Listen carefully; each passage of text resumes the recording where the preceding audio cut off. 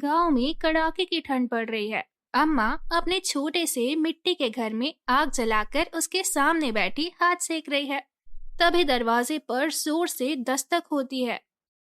इतनी रात में कौन आ गया? दरवाजा खोलते ही अम्मा का बेटा राजू अंदर आता है, जिसके साथ एक लड़की भी है। अम्मा, मैं आ गया। अब मेरा लाल आ गया। लेकिन ये लड़की कौन है? अम्मा, ये सपना है, मेरी पत्नी। तुमने बिना बताए शादी कर ली। एक बार भी माँ का ख्याल नहीं आया। मुझे बहू खूब पसंद आई, इसीलिए जा, मैं तुझे माफ करती हूँ। खुश रहो दोनों। सपना मुस्कुराते हुए पैर छूती है और घर के अंदर आ जाती है। घर अंदर से बहुत पुराना और टूटा फूटा है। सपना इधर उधर देखती है। मिट्टी की दीवारें और बर्फ जैसा ठंडा घर। अब शहर में तो मैं हीटर में रहती थी, गद्दों पर सोती थी, और यहाँ कैसे रहूंगी मैं इस घर में? रात के आखिरी पहर में ठंड और तेज होती जा रही थी। सपना अपनी चादर में लिपटी चारपाई पर लेटी थी, लेकिन ठंड इतनी ज्यादा है कि उसके होंठ नीले पड़ने लगे थे। अम्मा यह देख लेती है। बहू, ठंड लग रही है? नहीं मम्मी, मैं ठीक हूँ। मुझे बेवकूफ मत बना। तेरे चेहरे से सब दिख रहा है। ले, ये कंबल ओढ़ ले। अरे नहीं अम्मा, घर में एक ही कंबल है। आप ठंड में कैसे सोएंगी?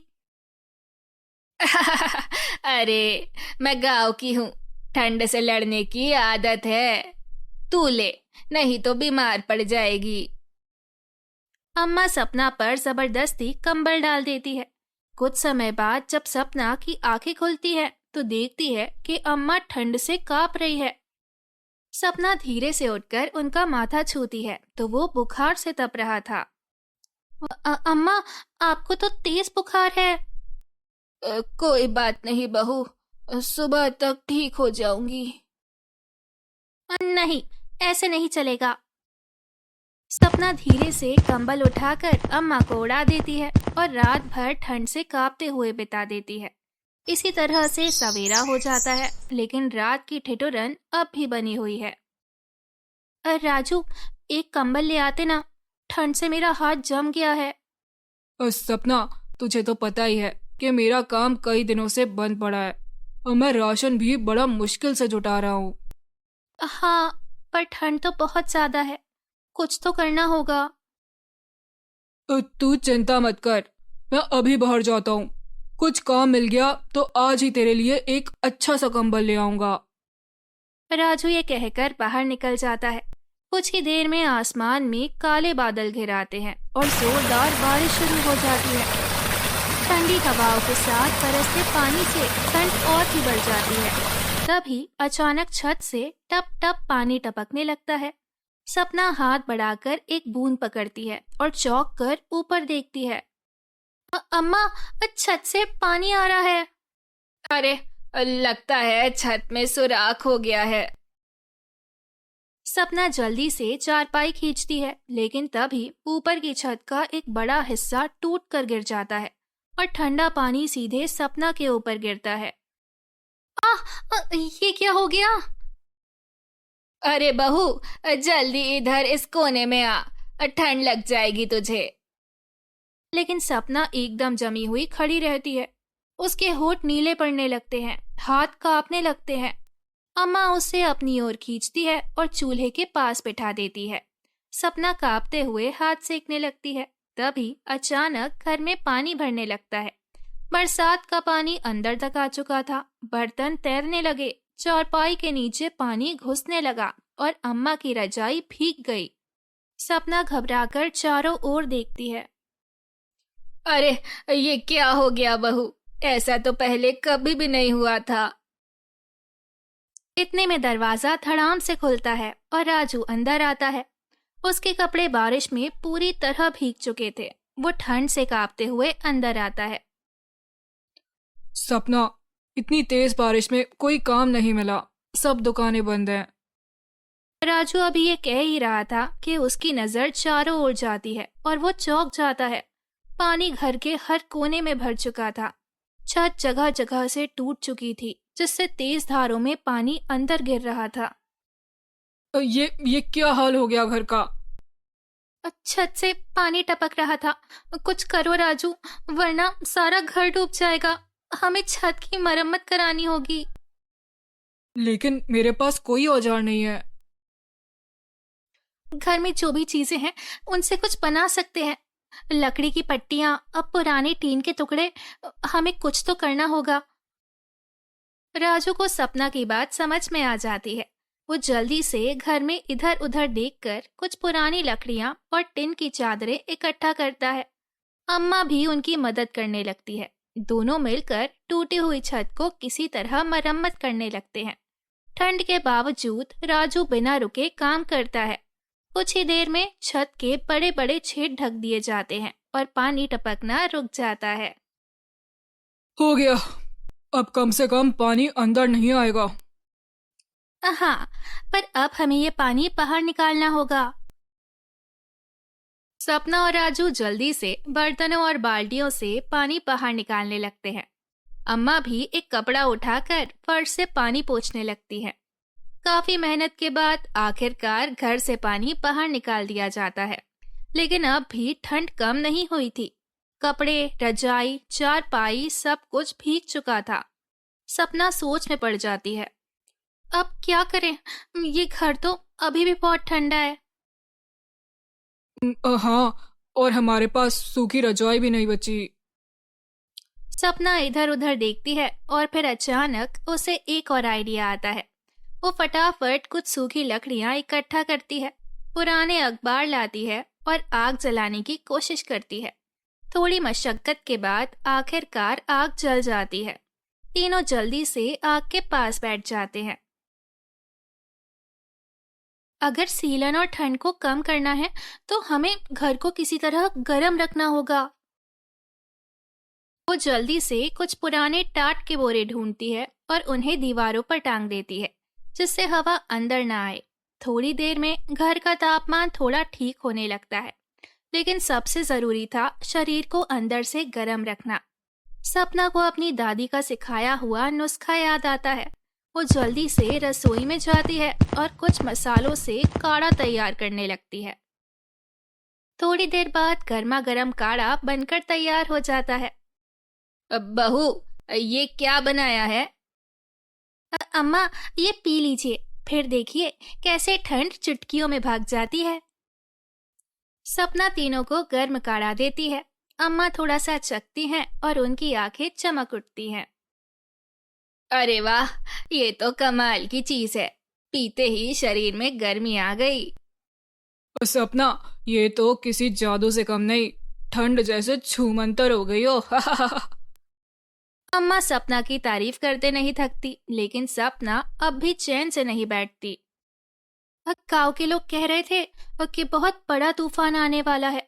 अगर ऐसा हुआ तो उनकी मरम्मत की हुई छत टिक नहीं पाएगी। हमें पक्की मरम्मत करानी होगी। लेकिन पैसे कहाँ से आएंगे? तुम्हारे दोस्तों में से कोई मदद कर सकता है? उनसे उधार मांग लो। जब तुम्हारा काम शुरू होगा तो लौटा देना। राजू को सपना की बात ठीक लगती है। वो फौरन अपने सबसे अच्छे दोस्त रामू के पास जाता है। भाई, तुझसे एक जरूरी काम था। मुझे थोड़े पैसे उधार चाहिए, बस कुछ दिनों के लिए। हमारे घर की छत। अरे भाई, तू जानता है ना, इस मौसम में मेरा खुद का धंधा मंदा चल रहा है और मैं कैसे मदद करूं? बस थोड़े ही पैसे चाहिए, तू जब चाहे ले लेना। मेरी बीवी और अम्मा ठंड में तड़प रही हैं। और देख भाई, और अगर मैं मदद कर सकता तो जरूर करता, और लेकिन मेरे पास भी कुछ नहीं है। तू किसी और से पूछ ले। राजू का दिल टूट जाता है। जिस दोस्त पर उसे सबसे ज्यादा भरोसा था, वही मुसीबत में उसका साथ छोड़ रहा था। वो भारी मन से घर लौट जाता है, जहां सपना बेचैनी से उसका इंतजार कर रही थी। जैसे ही राजू अंदर आता है, सपना उसके चेहरे का हाव भाव देखकर सब समझ जाती है। अब पैसे नहीं मिले। नहीं, कोई मदद करने को तैयार नहीं। सपना कुछ नहीं सोचती है, फिर उसे एक आइडिया आता है। अब मैंने देखा है कि लोग ठंड से बचने के लिए चाय की टपरी पर दिन भर चाय पी रहे हैं। हमें पता है कि हमारा काढ़ा चाय से ज्यादा गर्माहट देता है, तो क्यों ना हम इसे बना के बेचें। गांव वालों को ठंड से राहत मिल जाए और हमें छत मरम्मत के लिए पैसे। ठीक है, एक बार कोशिश करके देख सकते हैं। सपना उत्साह से झटपट काढ़ा बनाने में लग जाती है। वो हल्दी, अदरक, काली मिर्ची, लौंग, इलायची और गुड़ को पानी में उबालकर एक खास काढ़ा तैयार करती है, जिसे पीते ही शरीर में गर्मी दौड़ने लगे। उसकी महक पूरे घर में फैल जाती है। अम्मा भी पास आकर देखने लगती है। अरे बहू, ये तो बहुत अच्छा महक रहा है। अम्मा, अब देखना कैसे ये हमारी तकदीर बदल देता है। थोड़ी देर में काढ़ा तैयार हो जाता है। सपना जल्दी से उसे एक स्टील के लोटे में भरकर राजू को पकड़ाती है। राजू काढ़े से भरा लोटा लेकर गांव के चौक की तरफ चल देता है। उधर तेज ठंडी हवा चल रही थी और लोग छोटी छोटी चाय की दुकानों पर गर्मा गर्म चाय पीकर ठंड से राहत पाने की कोशिश कर रहे थे।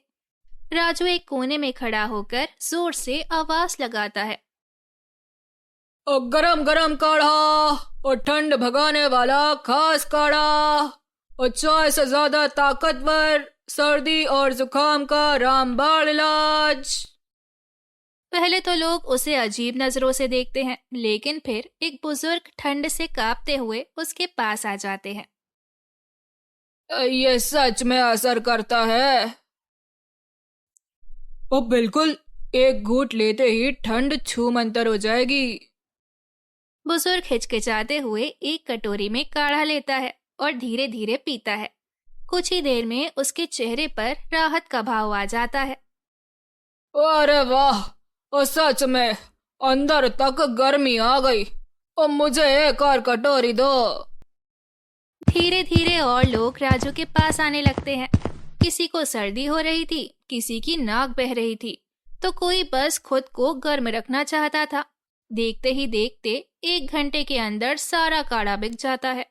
कुछ लोग तो और भी मांगने लगते हैं। राजू खुशी से झूम उठता है। राजू तेजी से घर लौटता है। दरवाजा खोलते ही सपना और अम्मा उसके चेहरे के हाव भाव देखकर समझ जाती है।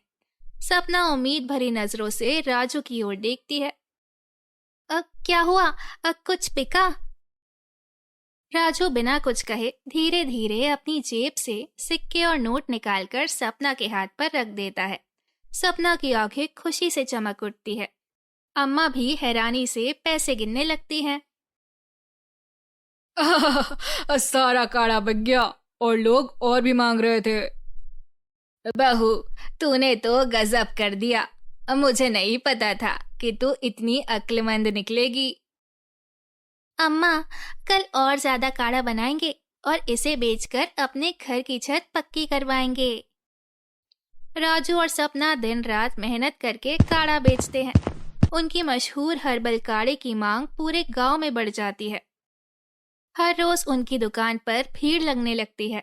धीरे धीरे उन्होंने इतना पैसा जोड़ लिया कि अब वे अपने घर की मरम्मत नहीं, बल्कि एक नया, मजबूत और बड़ा मकान बना सकते थे। कुछ समय बाद सपना और राजू ने एक पक्की ईंटों वाला बड़ा मकान बनवा लिया। अब उनके पास एक मजबूत छत थी, जिसे कोई भी बारिश या तूफान गिरा नहीं सकती थी। एक रात अचानक एक भयंकर बारिश और तूफान आया, जिसमें गांव के बहुत सारे घर ढह गए। तूफान की चपेट में राजू के दोस्त का घर भी आ गया। वो आंखों में आंसू लिए राजू के पास आया। भाई, मेरे पास अब कुछ नहीं बचा। क्या तू मेरी मदद कर देगा? क्यों नहीं मेरे दोस्त, आओ ना, तुम्हारा ही घर है। राजू अपने दोस्त को अंदर ले जाता है। सपना भी गर्म कंबल और गर्मा गर्म काढ़ा लेकर आती है। दोस्त शर्मिंदा होकर राजू के सामने सिर झुका लेता है। उसकी आंखों में पछतावे के आंसू थे। मैं बहुत शर्मिंदा हूँ राजू। तूने मेरी मदद की, जबकि मैंने तुझे खाली हाथ लौटा दिया था। तू सच में बहुत बड़ा दिल रखता है। सच्ची दोस्ती का यही मतलब होता है। अब बीती बातें भूल और नया जीवन शुरू कर। दोस्त फूट फूट कर रोने लगता है। वो राजू को गले लगा लेता है। सपना, अम्मा और बाकी गांव वाले इस दृश्य को देखकर भावुक हो जाते हैं। सबने सीख लिया था कि मेहनत, लगन और अच्छाई हमेशा जीतती है।